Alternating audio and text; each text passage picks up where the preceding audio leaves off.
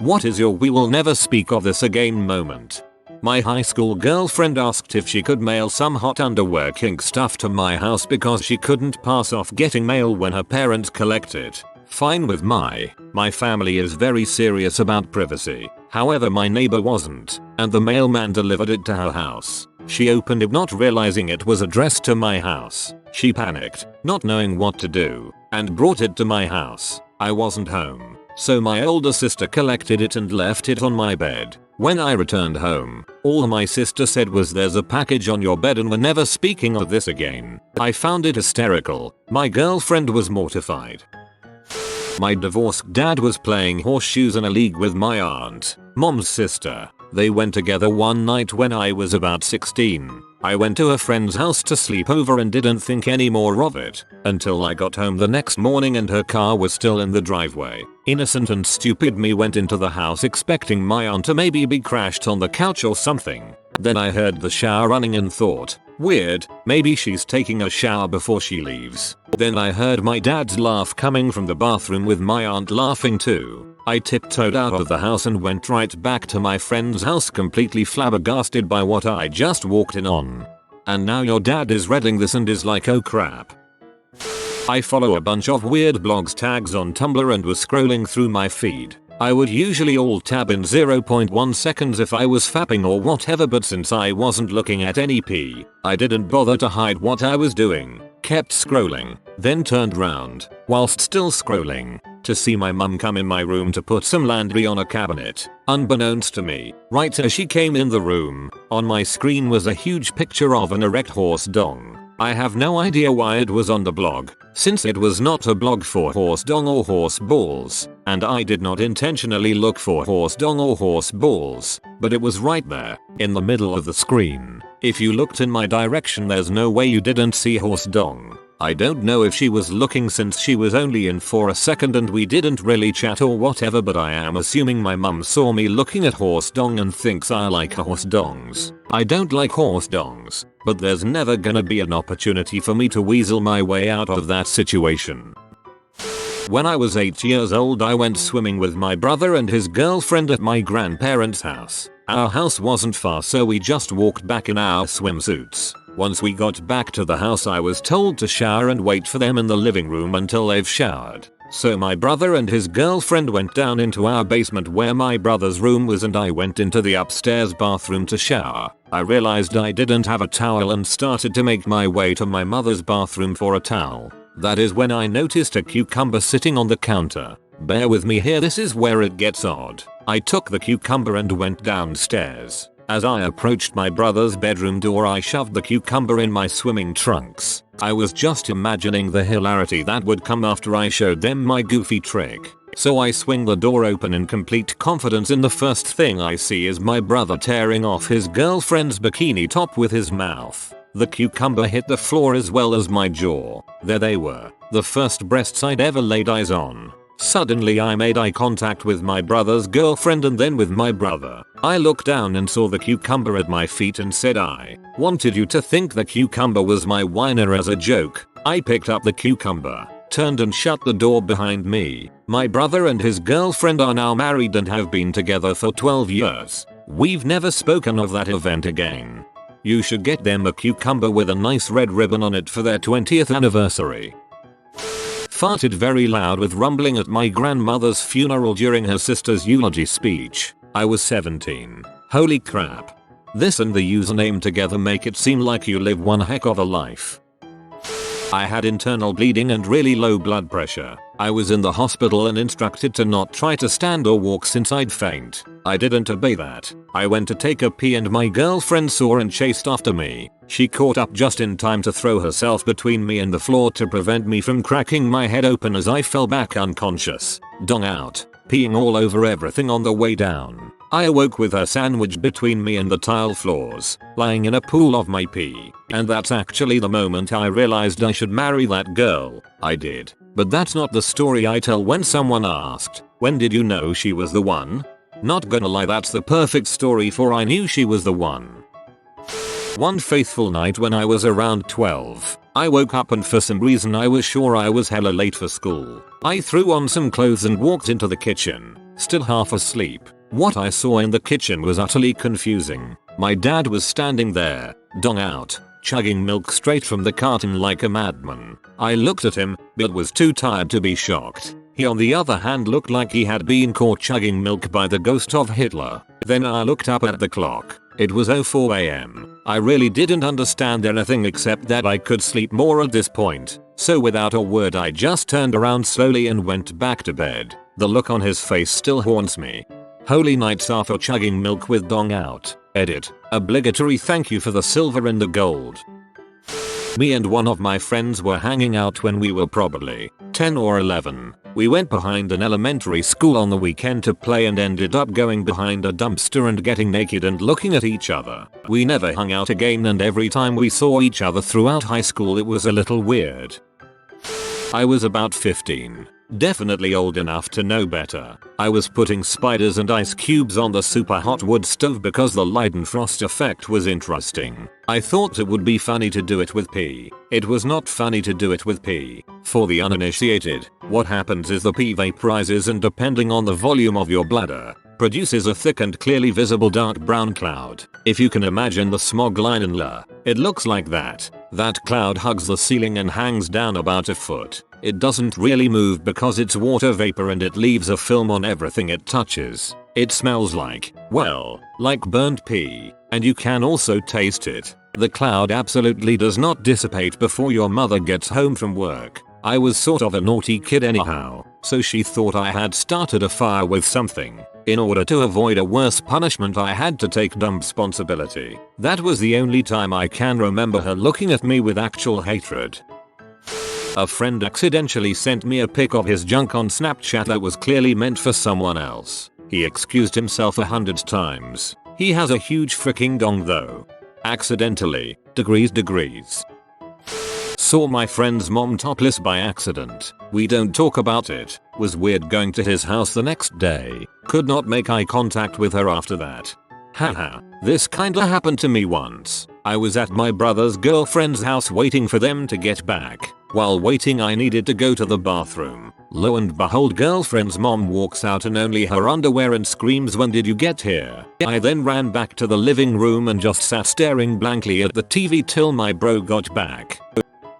This is my friend's story. She smoked herb a bit in high school but obviously hid it from her parents. This one time she came downstairs in the morning to find a joint sitting on the kitchen counter. She knew for sure it wasn't hers and that she wouldn't be stupid enough to leave one out like that. Her mother soon after walked downstairs and started cleaning up around the kitchen. When she ran into the joint, she paused, locked eyes for a bit with my friend, said "oh" and quickly brushed it into her hand and got rid of it. They both pretended it never happened.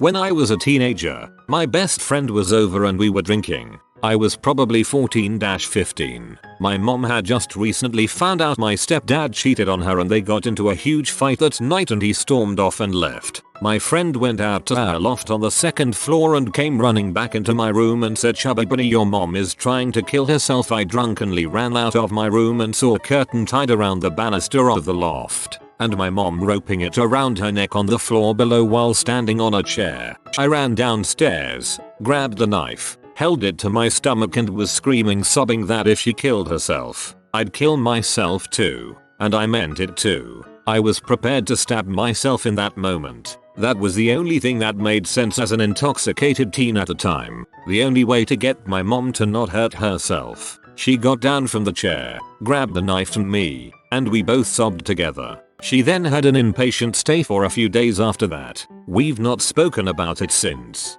I'm really sorry for that. Hope your mom is doing better. Matched with my cousin on Tinder. I was like, wow, she is ho. Oh my god, that's my cousin, while swiping. It all happened so fast. Same thing must have happened to her because we matched. I just messaged her and said we never speak of this. Agreed? And she said agreed. And we've never spoken about it. Things are weird around the holidays. We just kinda make eye contact and then one of us finds a reason to leave the room immediately to go and talk to other family members who we have not matched with on Tinder.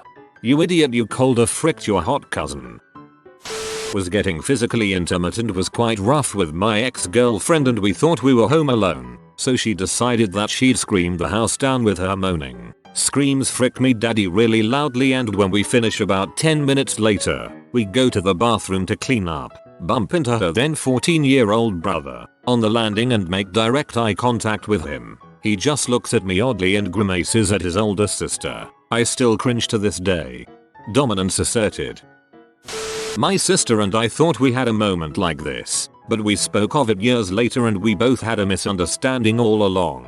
I grew up with 2 sisters. I was the youngest. Then there were 2 years between each of my older sisters. My middle sister and I were closer to each other than we were to the older one. One time when I was about 15, my mom found a used condom in the trash. Since my oldest sister was living away at college at the time, we figured it wasn't hers. So my sister and her boyfriend, who thought she was being a good sibling, thought it was mine and took the blame for it. Don't think she got in much trouble, but she thought she was doing me a favor. It was actually not mine, and I assumed that since she accepted blame for it, then it was her. Nothing more happened. Years later, I was out with my sister and her boyfriend, same one from high school, and she jokingly made a comment trying to get me to do her a favor, like it's the least you could do after I took the blame for that condom for you that one time. I was so confused and had no idea what she was talking about till she explained the event and we realized the years-long unspoken event. I guess it must have been my sister who'd been home from college in secret for a while. There was no husband for my mom at the time, so no cheating allegations. We had a good laugh for the rest of the night.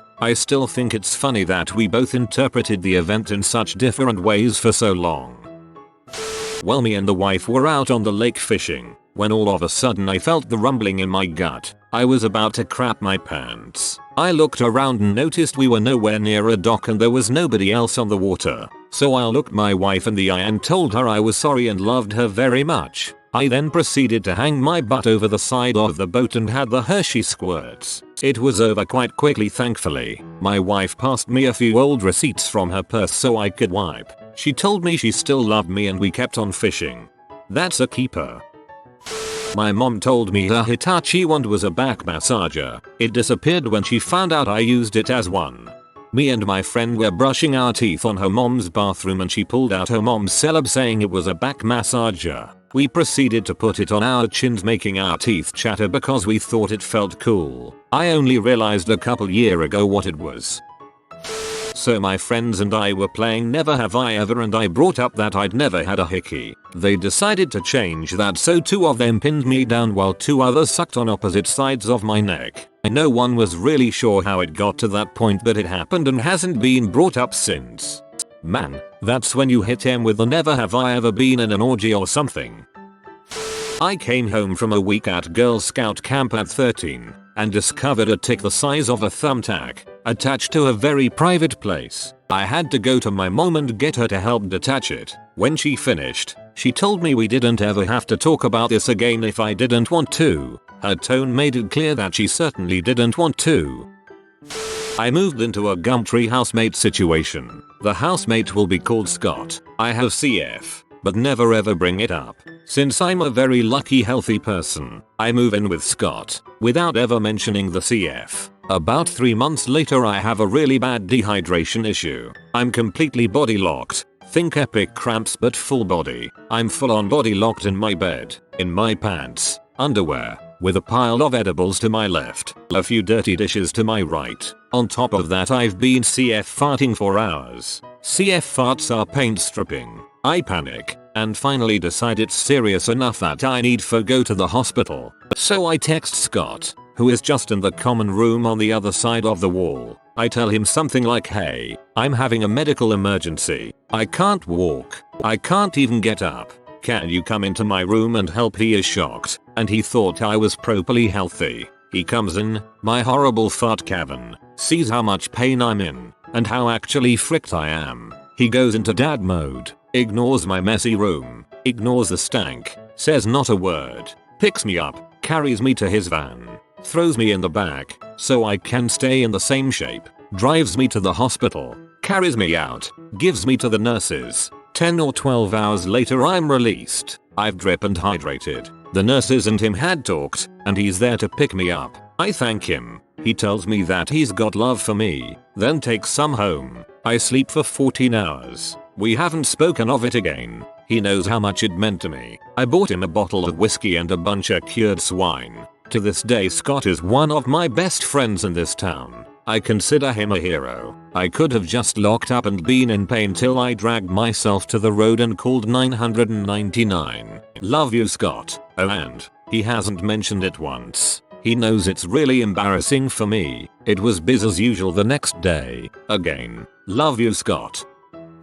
Teenage me, maybe 14. I find out a girl my age wants to suck me off in my neighborhood. We meet in the woods one night and do the deed. A week later she posts it on MySpace. That night I'm outside shooting hoops with my friends and her father walks over to my house and I immediately know what's going on. He asks to speak to my parents and I let him in the house. After the most painful hour of my life he appears out of the front door and leaves. My parents call me in and we discuss it and I cry like a bee from being embarrassed. It's been 15 years and it has never been brought up again. A friend of mine and I were watching a movie on a site called Rabbit. You can all watch movies and browse the net on the same tab. And somehow we got into an argument over horse dongs being able to kill people. She looked it up online and we watched a nasty video of a man getting plowed by a horse. Little did we know, a notification went around on our friend list saying Brent and Anna are watching man gets violated by horse and dies. Come watch with them. I am still ashamed. One day, about 7 years ago or so, I went hiking with my sisters. It was fun but exhausting so I decided to take a shower when we got back home. I was also in the mood for some extra stress relief, so I grab my flashlight and sneak it in with me. I start undressing and notice a little brown spot about halfway down my inner thigh. Upon close inspection, I realize it's a big, fat freaking tick. Oh, crap, I think this bastard's been stealing my blood for hours, and who knows how many more are on me that I can't even see. I know I can't handle this situation alone, so I do what any sane, rational person would do. I burst out of the bathroom after fumbling with the doorknob, run straight into the living room where my eldest sister is watching TV, and say I have a situation that requires your assistance, except all she heard was help, so she looks at me confused and then bursts out laughing. That was when I realized I'm standing in the middle of the living room, completely naked. I cover my shame and run back to the bathroom to grab a towel. My sister stops laughing enough to come check on me, and I finally manage to put into words that I have a tick and need help removing it, as well as checking for more. My mom hears all the racket and starts coming out of her room to see what's what. At the same time my sister looks me dead in the eye, with the kind of face that just screams you're a goddamned moron, as she quickly and elegantly grabs my flashlight off the bathroom counter and chucks it into the cabinet under the sink right before my mom turns the corner. She ended up helping get rid of the tick and check for more, obviously trying very hard not to laugh, while I just sit there in silent misery. Afterward, I beg her to never mention this to anyone. I threw my flashlight away later that week, on garbage day, so nobody else would see it. My sister passed away a couple days ago from an overdose that we believed was a suicide. Oddly enough, this is my favorite memory of her, despite how embarrassing it is, although I'll never be able to share it with the rest of my family. I'm sorry to hear about your sister, M8. Thank you for sharing. You have been visited by the happy baby pygmy murder cow. Back away slowly and subscribe quickly to ensure your safety. Thanks for watching. If you are new to the channel, you can subscribe. I publish new videos every day. Until then, check another video, or don't. Either way, have a great day, you magnificent people.